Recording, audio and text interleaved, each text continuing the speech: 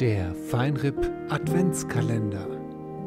Schlechte Witze, arg gequält.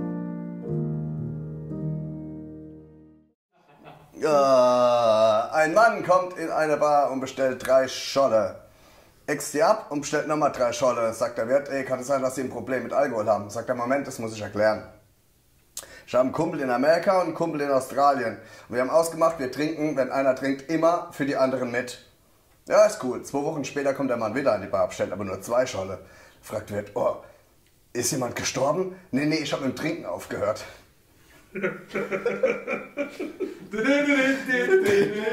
Das war eigentlich mal ein langer Witz, sowas könnt ihr nicht? War der Saarländer? Deine Mutter war Saarländer, nicht der Karl-Heinz. www.palzrock.de